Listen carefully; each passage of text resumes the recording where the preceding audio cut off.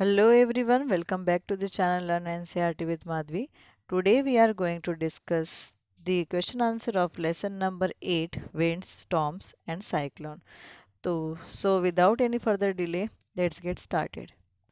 तो यहाँ पे हम 8 चैप्टर का फर्स्ट क्वेश्चन ले रहे हैं question number 1 fill the missing word in the blank spaces in the following statements तो फिल इन द ब्लैंक्स यहाँ पे दिए गए हैं मिसिंग वर्ड यहाँ पे बताने हैं जो स्टेटमेंट्स हैं उनके फर्स्ट यहाँ पे विंड इज डैश एयर तो जो विंड रहती है वो क्या है किस टाइप की एयर है तो वो है moving air wind is a moving air b winds are generated due to dash heating on the earth तो जो मतलब अर्थ रहता है तो विंड कब जनरेट होती है किस टाइप की हीटिंग होने के बाद में वो पृथ्वी के ऊपर किस टाइप की हीटिंग होती है तो जनरेट होती है ऐसा पूछा गया है तो जब अनइवन हीटिंग होती है तब होता है तो winds are generated due to the uneven heating on the earth c near the earth surface dash air rises up whereas dash air comes down तो अर्थ सरफेस के पास में कौन सी एयर ऊपर जाती है और कौन सी एयर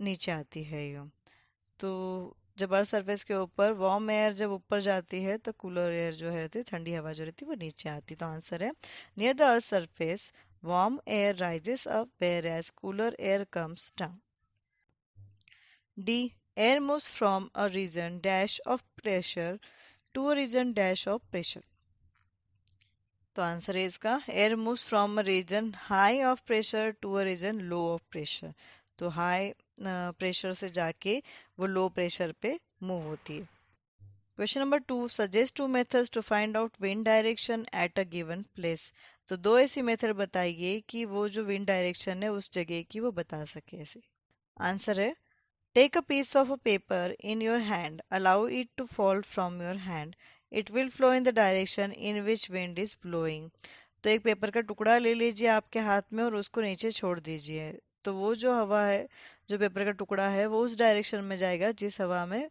वो हवा बह रही हो मतलब जिस डायरेक्शन में हवा बह रही है उस डायरेक्शन में जाएगा ये होगी एक मेथड सेकेंड है you can also use a wind pen which help us to know accurate wind direction तो आप विंड पेन का भी यूज कर सकते हो एक्यूरेट जो विंड डायरेक्शन रहती है वो पता करने के लिए question number 3 state two experiences that made you think that air exerts pressure तो दो एक्सपीरियंसेस से बताइए कि जिसमें हवा जो रहता है उसका प्रेशर एग्जिट करता है ऐसा आपको लगता है आंसर है यहाँ पे first balloons and balls can be used only when they are inflated with air when balloons is overfilled with air it burst due to excessive air pressure तो बलून्स और बॉल्स को ले लीजिए वो दोनों ही हम उनके अंदर दोनों के अंदर ही हवा भरी हुई रहती है जैसे कि बलून को जब हम हवा से ज़्यादा भर देते हैं जब ज़्यादा फुला देते हैं तो क्या हो जाता है फूट जाता है क्योंकि उसके अंदर बहुत ज़्यादा हवा भरने की वजह से प्रेशर आता है इसलिए सेकेंड दिया है यहाँ पे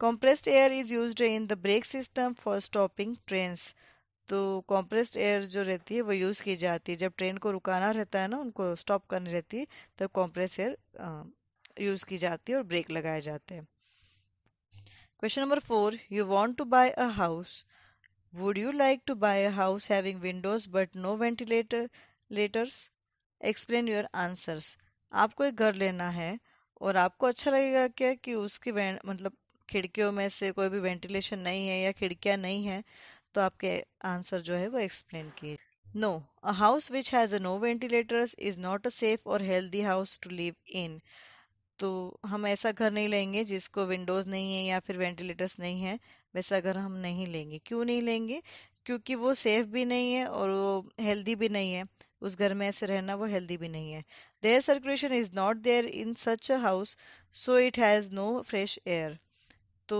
जो एयर सर्कुलेशन है ऐसे घरों में वो अच्छा नहीं रहता है एयर सर्कुलेशन ही नहीं होता है वहाँ पे तो कोई भी फ्रेश एयर उसके अंदर आएगी नहीं because warm air rises up and goes out through ventilators and fresh air comes in through Windows क्योंकि जो गर्म हवा रहती है वो ऊपर जाती है और वो वेंटिलेटर्स के थ्रू बाहर निकल जाती है और जो ठंडी हवा रहती है वो खिड़कियों से अंदर आती है इसलिए हम ऐसे घरों में नहीं रहेंगे question number 5 explain why holds are made in hanging banners and hoardings तो हैंगिंग बैनर्स और होर्डिंग जो रहते हैं उनके ऊपर होल्स क्यों बनाए जाते हैं यूँ तो बड़े बड़े बोर्ड्स देखे होंगे आपने बैनर्स देखे होंगे तो उसके जो होर्डिंग्स जो बोर्ड्स रहते हैं उनके ऊपर छोटे छोटे होल्स रहते हैं, तो वो क्यों रहते हैं, उसका आंसर ये यहाँ पे है। एयर एक्सर्ट्स प्रेशर, एयर जो रहता है वो प्रेशर देता है, हवा के अंदर एक दबाव सा रहता है। Due to this pressure banners and hoardings flutter and turn when wind is blowing fast. तो उस प्रेशर की वजह से क्या होता है, जो बैनर या होर्डिंग हम लगाते हैं तो वो फट सकते हैं, और मतलब फूल जाएंगे और फट जाएंगे वो। Holes are made in banners and hoardings so that wind passes through the holes and they do not become loose and fall down. तो इस वजह से उनको होल्स बनाए जाते हैं ताकि जो बैनर्स और होर्डिंग्स हैं तो उसके थ्रू वो हवा पास होती रहे उनके होल्स के थ्रू, और वो ना ही गिरे या ना ही वो ढीले पड़े, इसलिए। Question number 6, how will you help your neighbours in case cyclone approaches your village और टाउन। तो क्वेश्चन नंबर 6 में यहाँ पे पूछा गया है कि आप अपने पड़ोसियों की किस तरह से हेल्प करेंगे जब आपके यहाँ पे गांव में या शहर में साइक्लोन आ जाएगा तब। Answer is first, I will make them aware of cyclone forecast and warning services. तो फर्स्टली तो मैं उन्हें साइक्लोन का जो फोरकास्ट है वो बताऊंगा कि आज की जो वेदर कंडीशन है उसमें साइक्लोन की संभावना बताई गई है और वार्निंग दी गई है। सेकेंड है rapid communication of warning to the government agencies and all the important places. तो जो सेकंड है तो उसमें जो भी गवर्नमेंट एजेंसीज है और जो इम्पोर्टेंट प्लेसेस है तो उस जगह हम मूव कर जाएंगे कि यहाँ से हटना है। जो वार्निंग वाली जो प्लेसेस अगर होगी हमारे एरिया उस जगह में आता है तो हम वो जगह छोड़ के गवर्नमेंट एजेंसीज ने जहाँ पे बताया गया है उस जगह पे चले जाएंगे। थर्ड है construction of cyclone shelters in the cyclone prone areas. तो साइक्लोन शेल्टर्स बनाए जाते हैं ऐसे एरियाज में और फिर वहाँ पे हम लोग चले जाएंगे सेफ जगह पे। हेल्पिंग फोर्थ है यहाँ पे helping them to shift essential goods domestic animals etcetera to safer places. तो हम उन्हें शिफ्ट करने में हेल्प करेंगे, जो भी उनकी ज़रूरत की चीज़ें हैं उनको, जो भी पेट एनिमल्स डोमेस्टिक एनिमल्स जो भी है उनको भी सेफर साइड में पहुँचाने की हम कोशिश करने वाले। Question number 7, what planning is required in advance to deal with the situation created by a cyclone. तो साइक्लोन की सिचुएशन होने के बाद में साइक्लोन की जो सिचुएशन क्रिएट करता है साइक्लोन, तो उससे डील करने के लिए हम कौन सी प्लान करेंगे, एडवांस प्लानिंग करेंगे आप उससे बचने के लिए। Answer, to deal with cyclone it is important to follow the following points. तो साइक्लोन से लड़ने के लिए बचने के लिए हमें कुछ नीचे दिए गए पॉइंट्स वो उनका ध्यान देना चाहिए। फर्स्ट है यहाँ पे careful listening the warnings transmitted on TV and radio.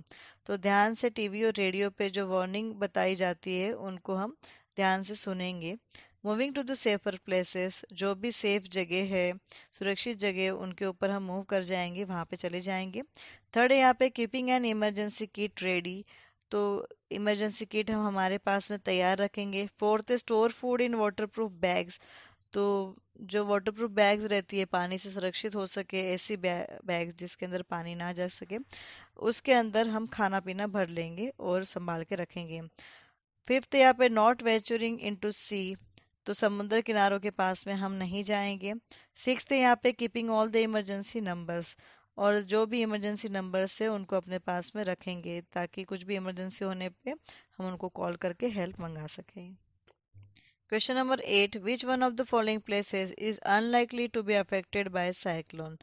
तो ऐसी कौन सी जगह है कि जहाँ पे साइक्लोन का अफेक्ट नहीं आने वाला है। यो फर्स्ट पॉइंट है यहाँ पे चेन्नई, मैंगलोर, अमृतसर, पुरी। तो चेन्नई है, मैंगलोर, अमृतसर या पुरी, इनमें से कौन सी ऐसी जगह है कि जहाँ पे साइक्लोन नहीं आने वाला है, उसका अफेक्शन नहीं होगा ये। तो वो है फोर्थ, अमृतसर।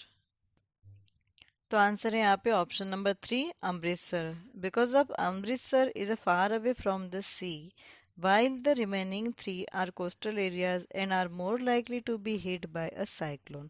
तो अमृतसर ऐसी जगह है कि वो कोस्टल एरिया जो समुद्र किनारे वाले जो एरिया है उससे बहुत ही दूर है वो, और साइक्लोन अगर आता भी है तो वहाँ पे वो वहाँ तक नहीं पहुँच पाएगा, इसलिए।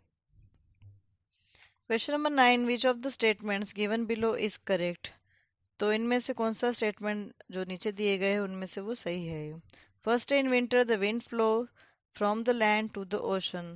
तो ठंडी के दिनों में जो हवा रहती है वो ज़मीन से समुद्र तक जाती है।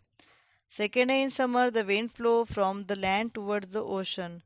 तो गर्मी के दिनों में जो हवा जो रहती है वो ज़मीन से लेके समुद्र किनारे की तरफ जाती है। Third year cyclone is form by a very high pressure system with very high speed winds revolving around it. तो साइक्लोन जो रहता है वो बहुत ही ज़्यादा हाई प्रेशर में मतलब हाई स्पीड में घूमते रहता है, गोल गोल गोल गोल घूमते रहता है। Fourth is the coast line of India is not vulnerable to cyclones.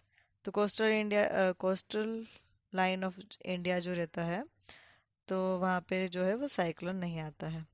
तो इनमें से है ऑप्शन नंबर वन वो सही स्टेटमेंट है। In winter the winds flow from the land to the ocean. Winter में जो है हवा जो रहती है वो ज़मीन से ओशन की तरफ पास होती है। So everyone, that's all for the day. If you like, please like, share and subscribe to my channel. Bye bye.